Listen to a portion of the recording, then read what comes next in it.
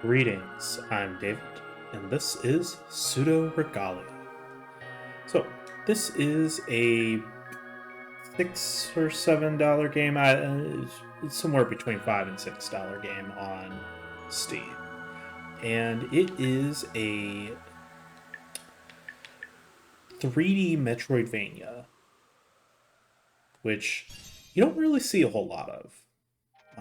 Obviously, Metroidvanias tend to be more 2D in nature, but this is a 3D game where the emphasis is mostly on the exploration part of the game. And yeah, I think I just started playing this game maybe about a year, or not a year, maybe about like a week or so ago. And I have really enjoyed what I've played. So, this is our main character right here. She is I guess... Oh, sorry, I didn't mean to fall out of my cage. I hope the princess won't be upset with me. I'm sure she will. She is, I guess, a goat, bunny, cat lady? I don't know. I think that's what the game describes her as. So, at the moment, all we have to our disposal is a jump and a crouch. Crouch is pretty useless. I think there's only like one or two instances where it's actually helpful. So, at the moment, again, we are pretty limited, but as soon as we come into here, we see this glowing ball of light with two giant random rods sticking out of the ground.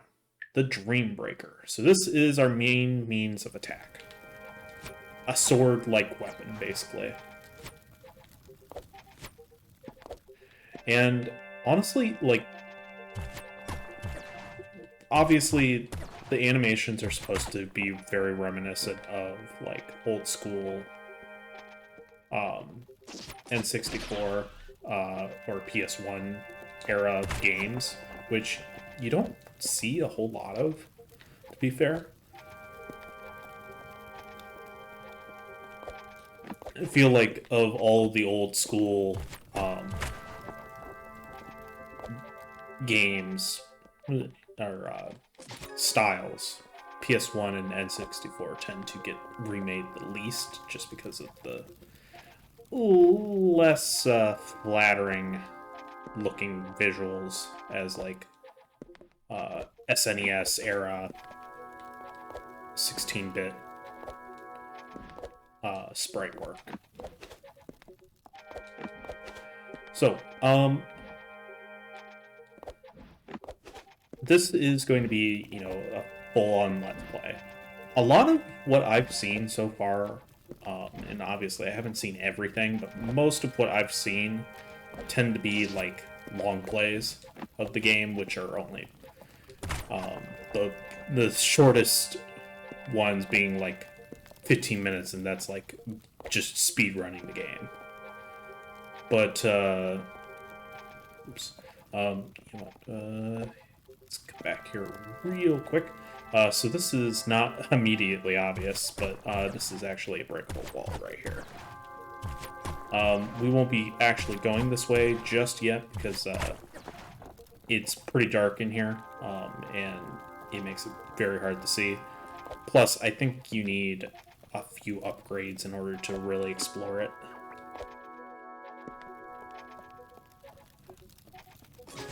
But yeah, most of what I've seen has really only been long plays, like maybe like 2 hours at the longest or so. This is going to be a full-on Let's Play, though, with commentary, obviously. Because it seems like a lot of them don't have commentary.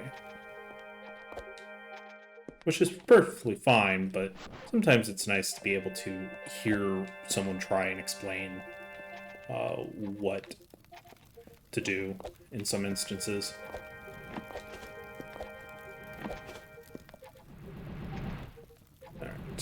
So we just got our first other ability, and that is a pretty generic slide. Obviously, you need to be moving and then hit the slide button.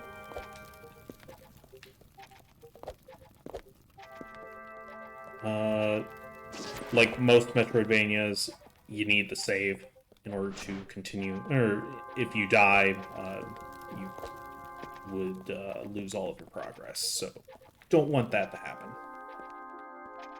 Okay, we cannot go that way just yet. We do not have the abilities for that. So I was test playing the game yesterday, and we'll get to it here in a sec. Something that happened to me while I was playing.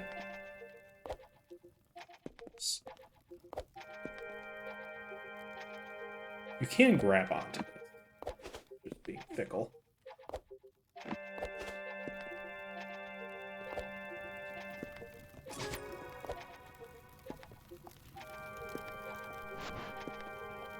We'll get here in a second. I think it's like right here, actually. This guy. I don't know what I did, but somehow I managed to glitch sybil here.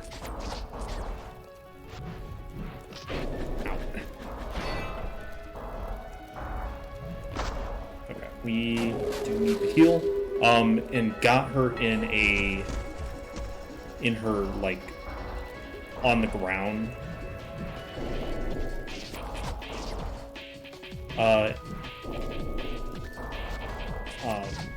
Animation. And I was just, I don't know, again, I don't know what I did, but I do have the footage of it. Ouch. Of, me, like, doing it, or me in that animation state. I made it short. But when I got back up, I was invincible. I literally could not die or get hurt.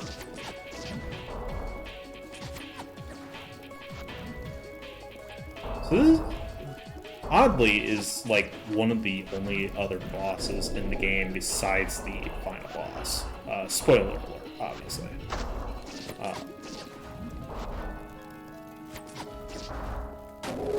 Ow.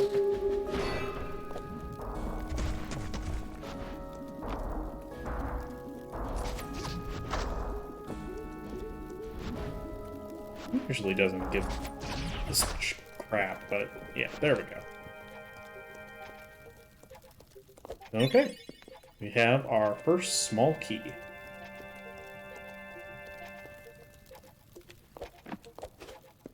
Okay. I think that's it in here. Let's go ahead, head back out. So our main goal, and we'll kind of see this as we go, but the main goal of the game is to collect 5 large keys, and unlock the door, the large door. That was close. Not mean to do that. Alright. Ready for this?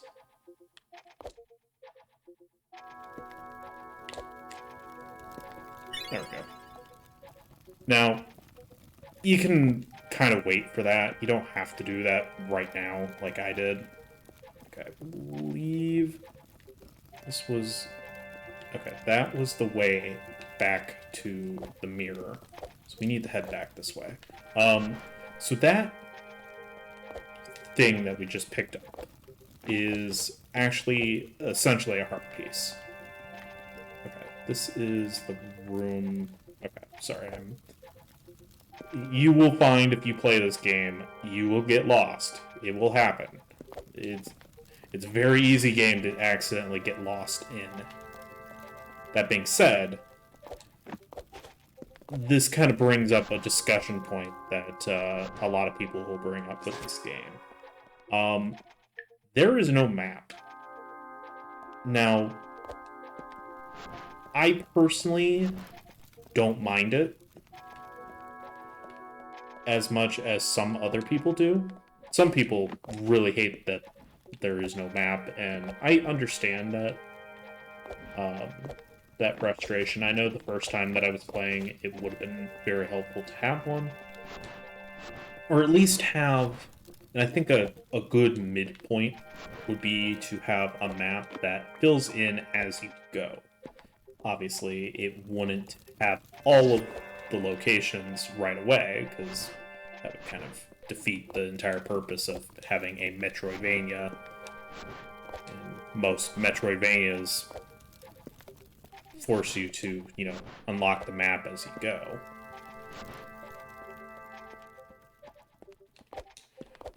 But I think that would alleviate some issues people have with the very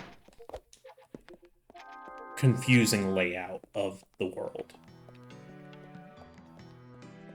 Okay, we can't go that way just yet. The game, at least at the start, does a pretty good job at limiting where you can go by what power-ups you have. So at the moment, all we have is our jump.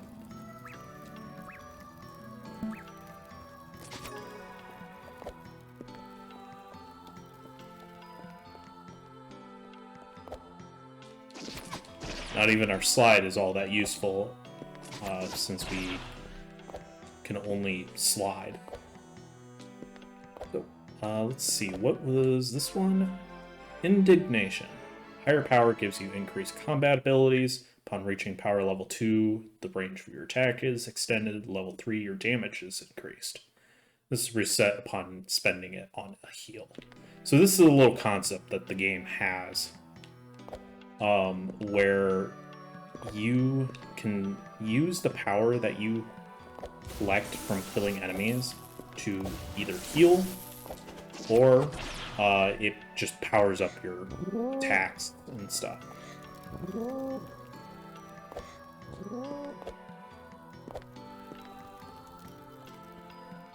Alright.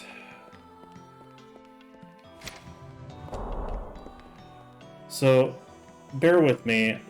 I realize that I have just recently played the game, but it is still Pseudoregalia, and getting lost is kind of half the battle. The game's emphasis is more on the exploration and platforming than the actual combat, like many Metroidvanias are. Okay, we will come back to that. We need to get another power up, but I think we need at least another power up to get there. In fact, I don't think we can actually make this jump either. We might be able to make it from here. Nope. Okay. So, we need to do a little bit of backtracking first. Well, very minimal backtracking. We need to just get back into the other room. That was close. I don't think you can actually kill those things. I think you can just hit them.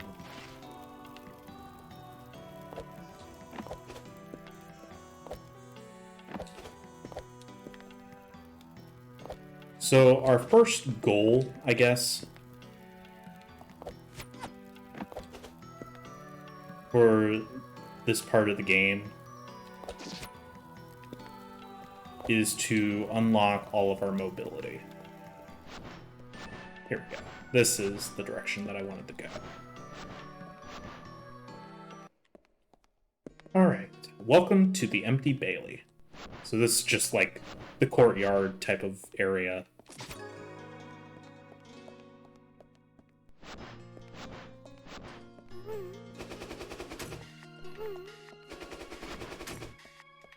Hey, little guy. I'm not here. Yes, you aren't. I'm going to kind of just ignore most enemies when possible. I just don't find it really necessary to do. Except these hands. Because these guys are jerks. And probably the single most damage... or not single most damaging enemy.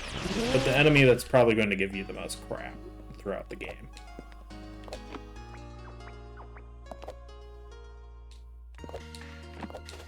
The little egg guys are fine. They're really just there to increase your power meter.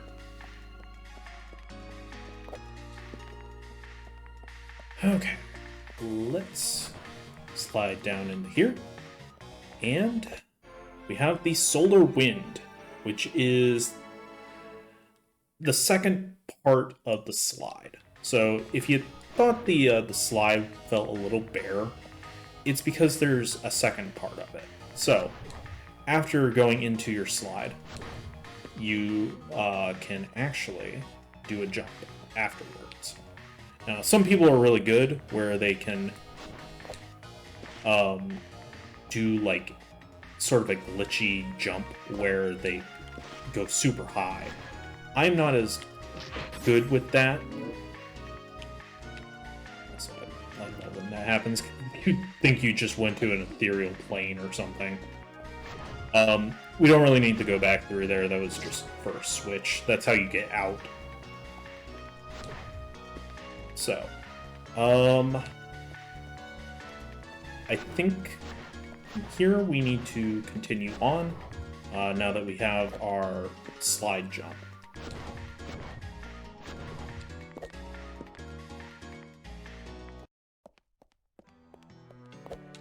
All right.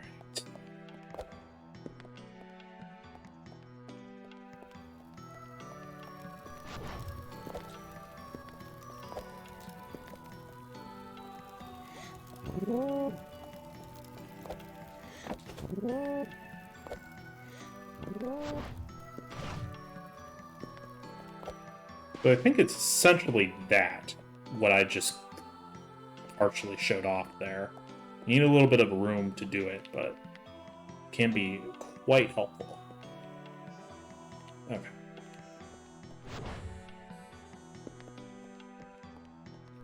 I don't think there's anything this way. Yeah, we need some keys for that.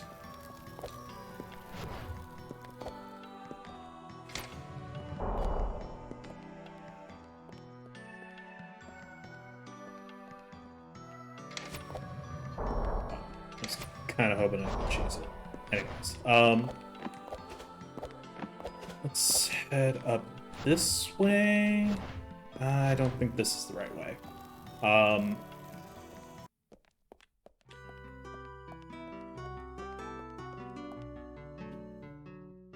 No. We want one more thing before we really explore this area. Well, we actually want two more things. If you've played this game already, you might know what I'm talking about, but I want to get basically all of our mobility options before we actually start doing the game. Before we really start exploring all the areas. Which you can do. Like, it is definitely possible. Trying to be careful because that enemy can knock you off if you're not careful about it. Okay, so that was the way that we just came in. I believe if we go this way, we should be able to find where we need to go. Those swords are persistent. I've had them follow me, like, outside into the next room before. Okay. I think this is the correct way, now that I'm... Alright, we need to take you out. Ow. Yeah, enemies can damage you if you run into them, so be careful. Usually not too big of a deal, but it does happen. Let's see.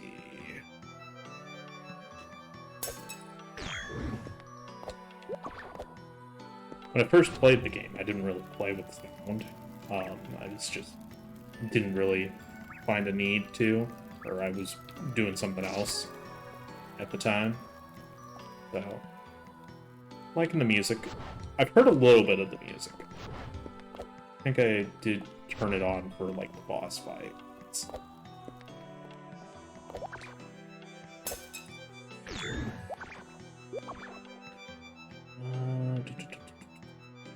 I think you can stay in these bubbles indefinitely.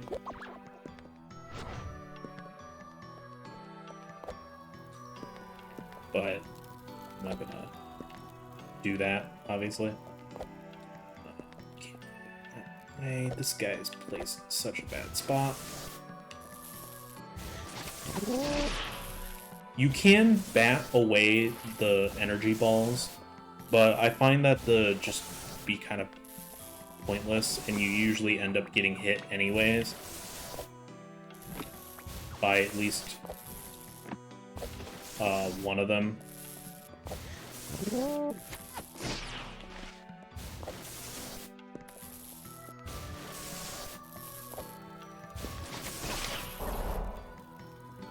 There we go. Of course. That happens to me a lot, especially in the early part of the game when I'm still trying to get used to the physics again.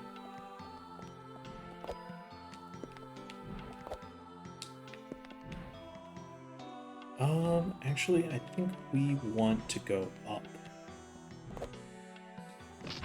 And of course, it's that jump.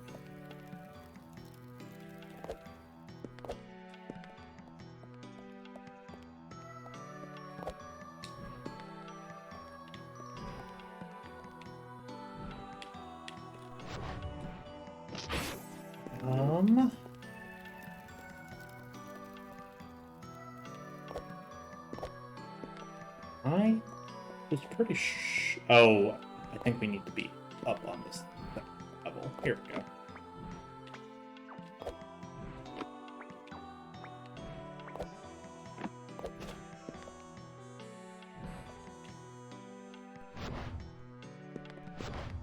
Alright. There we go. So you might be asking yourself, why doesn't she have pants? Well, there is an option in the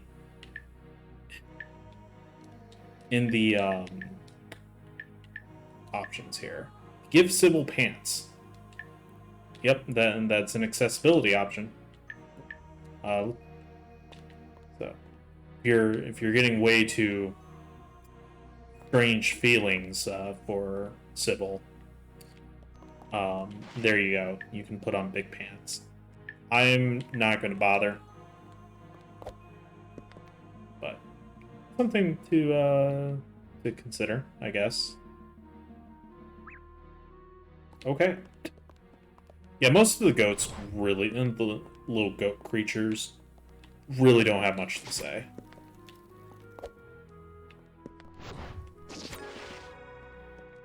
Okay. We can't do anything in here. Can't get up there just yet. So.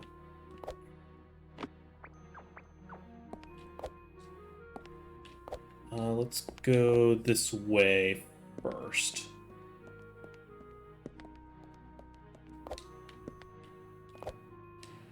We will go ahead and knock this down real quick. These are more or less just shortcuts that allow you to access certain areas again, or easier. Okay. Sure to weave and dodge. The game does give you a few options, like you can go that way. I don't know why you would, but you could. You could definitely do that. So, we need to flip 2 switches in this room in order to get that small key up there.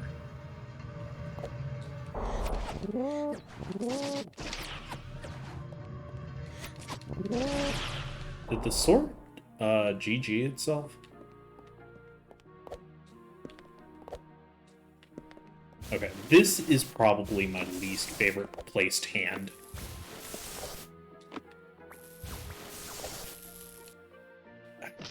Because of that. Between the pressure of having to deal with the hand and trying to do the awkward platforming on poles, this is probably my least favorite part of the platforming is the poles.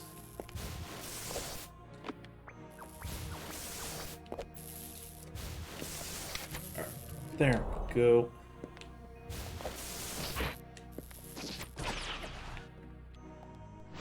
Just eat the attack, it's fine.